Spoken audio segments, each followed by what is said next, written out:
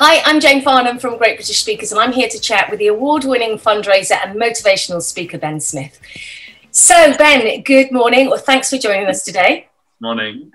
So, meeting you today hardly seems like you're the same person I've read about. So, tell us a little bit about your formative life.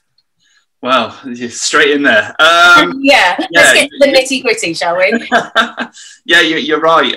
My life has changed dramatically over the past 10 years. I suppose the pivotal moment where my life changed was it was about 9 years ago now.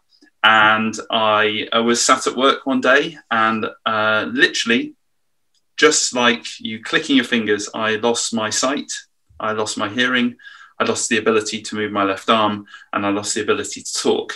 And, you know, there wasn't any build up or anything. It just happened. And obviously it was a huge shock. I was taken to the hospital in the centre of Bristol, which is where I live. And I was diagnosed firsthand with having had a stroke. And this was at the age of 29. So you can kind of imagine the impact that then has on an individual. But when you actually think about it, I was in quite a bad state. I was actually 17.5 stone. I was a 40-a-day smoker. I drank myself under the table near enough every single night because I was depressed. I was in a relationship that I shouldn't have been in, doing a job 80 hours a week, working my socks off, in a career that actually wasn't right for me. So all those boxes that you automatically think that somebody that has a stroke would tick, I did. And I suppose that's how deluded I was with my life at the time. But that was my past life. I then set out on this kind of journey to kind of turn that around. And I'm happy to say that I've kind of done a whole 180 on it. And I am where I am now. That's amazing. Crikey. So how did you cope mentally with the physical change?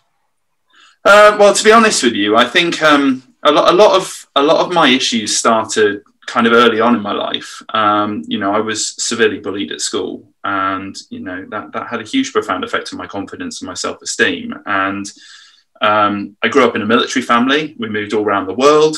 I had two parents that absolutely loved me and wanted nothing but the best for me. But yeah, I went away to school at the age of 10 because my parents lived out in Germany. So I came to school here in the UK. And I suppose the kids that I went to school with, they had a very different approach to life than what I did. I was brought up by my folks to kind of take charge of my own life and value people, whereas they kind of cared more about the materialistic things. So it's like they were speaking a foreign language, and that singled me out. It made me, in their minds, a freak, somebody that was different and somebody that could be targeted. And as I said, the bullying, it lasted a long time, and it was debilitating. I felt I couldn't talk to anybody. And unfortunately, that led me at the age of 18 to try and take my own life. At 13, I realized that I was gay, but felt I couldn't talk about it. I couldn't be who I was because, again, it was another point of difference. So all of this kind of culminating up with the suicide attempt at the age of 18, going to uni, doing a course that I didn't want to do, leading that life right the way through to the age of 29, where I got married, in a job I didn't want to do. I let myself go physically and mentally. Yeah, the stroke itself, which thankfully was downgraded to a TIA, was that point. And I suppose the after effect of that, I felt I didn't have a choice other than but to change. But unfortunately, it wasn't like I had all the answers. It's, how could I uncondition the way I've been thinking for 20 years? I couldn't do that overnight. And it was frustrating. I became angry. I became very impatient. And actually, it was about a year after the TIA I'd come out, I got divorced, so some big changes in my life. A friend of mine pulled me up and said, you need to do something about this. Why don't you come and join my running club? And it all changed then. So is that where the 401 challenge started? Yeah, well, not right then on the day. 17.5 stone Ben, 40-a-day smoker Ben, because none of that had changed about a year after the TIA. I was still doing all of that. And, I rocked up to a running club in a hoodie and tracksuit bottoms and, thinking I'm never going to be able to do this. I used to look at runners, you know, I used to drive past them with a cigarette hanging out the car window thinking they were a bunch of weirdos. That was my relationship with running. And I'd never been part of the kind of sports teams really, because my buddies were sports people. And I didn't really want to put myself out there in that situation. So rocking up at this running club, I had all those kind of feelings of I'm going to fail, they're going to laugh at me, I'm going to get left behind. I actually had the, you know, unreasonable thought of the fact that I was going to die. My heart was going to beat so fast I was going to die. But that night I joined the Couch to 5K group, and, you know, my timing has never been great. They were doing the 5K that night. So I hobbled around a 5K course, and I remember coming back and my ankles and my knees and my hips, everything around me hurt. But that kind of feeling, that pain that I felt, it for the first time in 20 years, it made me feel alive. And that's what kind of made me realize that I felt so numb for so long. And that's what hooked me in. It wasn't the love of running. It wasn't anything like that. That grew over a period of time. You know, it's reality at the end of the day. But the friends I made, the confidence that was built, and, you know, it sounds cheesy, but every step, it was like my confidence just grew. My self-esteem grew. I kind of almost cured myself almost. And nobody judged me. Nobody cared how much I earned. Nobody cared the type of person I was. We were all just doing the same thing. And you know, I ran my first half marathon. I ran my first marathon. I then went and ran marathons around the world. And they were never quick. You know, I just did it because I enjoyed it, the social aspect of it. And then running gave me the chance to pluck up the courage to go and talk to somebody about the things that had happened to me. And at the end of the counselling that I went through, I said to myself, do you know what? I'm going to use this. I'm going to take it and use it for something. I don't know what it's going to look like yet, but I'm going to do something. There is a reason why I'm here. And over a period of about 3-4 months, the 401 challenge kind of grew, which for those people that don't know what it is, I decided to go and run a marathon every single day for 401 days all around the UK to raise £250,000 for 2 anti-bullying charities. Are you absolutely crazy? Yeah. See, I find it fascinating with running because I run, but I've got very little legs, so I run very, very slowly. I don't particularly enjoy it, but when I finish, it's that exhilaration that you feel, and that the inner confidence that you get out of it. Just, you know, no matter how fast or slow you're running, it's brilliant just to see people out and doing it, no matter what shape or size, you know, what demographic they're in. It's brilliant. I called it my filing time. You know, my brain would be almost mush, and, you know, we all suffer from busy brain at the best of times, especially at the kind of past year and a bit. You know, lots of things can be very overwhelming. And I found that running for me was that thing that allowed me to kind of take that step back and just almost sort out and file stuff in my brain. And I, especially through building the challenge as well, you can imagine I had all these amazing ideas and all these, you know, big harebrained ideas. You know, there was no limitations to anything that we were trying to develop at the time. So that was quite overwhelming.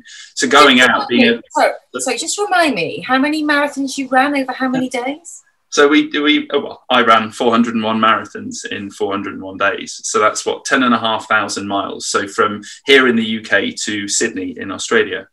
So yeah, no, it's kind of the first time anybody's really kind of done that type of thing. There was a couple of claims of people doing more, but, you know, it wasn't so much the fact of doing it for the recognition or fame or anything like that. It was the reason behind it was to raise the £250,000 for 2 anti-bullying charities, that emotive connection to make sure that, that stuff didn't have to happen to the kids growing up now that happened to me. And we raised £330,000, and it made a difference to hundreds of thousands of people. We had 13,500 people that came out and ran with us all around the UK. You know, we ran in 309 locations between Land's End and John O'Groats. It was incredible. It was an amazing adventure, you know, with its highs and its lows, of course. But yeah, it was something that changed my life. I think it's fair to say. Well, I don my cap. I don't quite know how that's physically possible, but so obviously that was a huge change for you and such a positive thing. So then how did you get into speaking? By accident, to be perfectly honest with you. I've always liked to chat. You know, you can't shut me up sometimes. But I think I never really saw myself as a speaker. Because I always thought, you know, you used to see motivational speakers and inspirational speakers, and I thought, oh, I'm not that. You know, I'm just a normal guy with a story. And actually what I realized was that actually that's what most people are, just normal people with a story, and it's how they put it together and how they put it out there, and it's how they make people feel when they hear it. And for us, the income that we generate from the talks actually goes back into the global challenges that we build. So it came about by accident, but I absolutely love it. I really do. I hope you can tell. I can. Now you're buzzing. I'm buzzing from just listening to you. So tell me about the topics that you're covering in your talks, because obviously they're quite varied depending on who the client is. But yeah. Well, the great thing about the talk is that it's completely unscripted. So I don't script my talks at all. It's my story told in lots of different ways, dependent upon what it is that, you know, the client wants. You know, the topics that we cover are so vast, to be perfectly honest with you, because it's a life story. And, you know, we all look back at our own lives, and honestly, we could cover every topic known to man, to be perfectly honest with you. But things like, you know, the LGBTQ community, anti-bullying, mental health, building confidence, goal setting, logistics, planning, just to name a few, overcoming challenges. Yeah. So you've kind of got it nailed on the resilience front, I think. What gives you a buzz about speaking? What gives me a buzz about speaking? I just like to tell the story. I think, you know, a lot of people, we grow up as kids where, you know, we walk around like almost little unconscious minds where anything's possible. And then over a period of time, as we grow up into adults, we start to limit the things that we do. And actually, you know, we start to have self-doubt, and we start to think, oh, I can't do that. And, you know, what I get a buzz out of talking to people about is to show them that they can. You know, anything is possible. If I can go from 29 years old at 17.5 stone and a 40-a-day smoker, having had a TIA, to, you know, going and running 10,500 miles, raising all this money for charity and being able to change my life and feel all the better for it, actually find the thing that makes me happy in life, then it's possible for anybody. So that's what I get from my talks. That's the buzz that I get.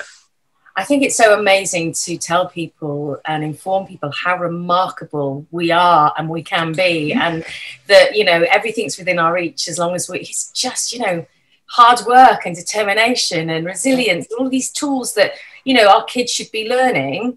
And yet sometimes, you know, their experience doesn't really lend them to taking those on board. So what you're doing is so valuable. You know, well done to you. But your new supercharged life then, what are the highlights of it, apart from obviously feeling wonderful physically? What are the things that you take away from this new lifestyle the most? Well, look, don't get me wrong. I have down days, you know, I'm still only human. Yeah, you know, life is basically ups and downs, isn't it? And I still have those. But I think what flows through my life right now is a level of congruence. You know, the way I feel and the way I act is the same. It didn't used to be. I felt I had to put a face on. I felt I had to be somebody that everybody wanted me to be. So that's a difference in the life that I lead now. You know, I'm married again. I have an amazing husband. We live in a lovely location in the southwest, and I have a great life. And with it comes challenges, of course. But I live my life every day based on the fact that I get to create something. I get to talk to people about my past experiences. I hopefully get to inspire and motivate people, and, you know, get them to think about how they can possibly change the way they're leading their lives, whether or not it's massive like I did, or just a tiny little change. But also I get to plan amazing global challenges like the one that we've got next year. So tell me what's coming up next for the 401. As well as the 401, I actually head up a mental health charity, a national mental health charity here in the UK called the 401 Foundation. And I'm actually going to be going to the US next year. It was supposed to be in 2021 this year, but we all know why that couldn't happen. But yeah, I'm going to be going in May next year, and I'm going to be running a marathon in every one of the state capitals of the US. So all 50 US states, including Alaska and Hawaii. But then I'm going to be cycling between them. So it's 14,000 miles, so about 4,000 miles more than the last one. And this time it's in 104 days rather than 401. It's completely unaided, but we've brought on board about 35,000 young people. The project's going to have an impact on 180,000 people around the UK. There's a huge educational program around it, just to kind of inspire a younger generation to show that anything's possible in life. Wow. So just out of curiosity, before we wrap up, on your last challenge around the UK and you know, around the world, the global challenge that you did, roughly how many hours would you be running a day? So I think our average was around about 5 hours a day. The quickest was 3:23, which was my 398th marathon in Bournemouth, but I think that was because I was flanked by 2 cyclists. Yeah, you're trying to keep up with them. Yeah. But yeah, it wasn't so much about time in the last challenge. You know, as I said before, we had 13,500 people join us. And of that 13,500, 1,500 of those people ran further than they'd ever run before in their life. And 500 of those people ran their first marathon or ultra marathon. And that was what it was about. It was about bringing the fun into it. It was about slowing it down. And it was about allowing people to go at their own pace. So, you know, seeing that look in someone's eyes when they cross that line, having done something they never thought they could do before, that it was infectious. It was, yeah, it was what the project became about, to be perfectly honest with you. Well, I tell you what, you're infectious. You've been totally inspiring to chat to you today. Thank you so much, Ben. It's been really wonderful. I've truly enjoyed chatting to you. Oh, thank you. Now, I really hope that people will see how they can benefit too from your talk today. And, well, if they book you for their teams, to not only be motivated, but they're informed about their body and what we're capable of. So to book Ben, just contact myself or my business partner, Steve. You can contact us at greatbritishuk.com and you can call us on 01753 439 289. Thank you very much for watching. And thanks once again to Ben.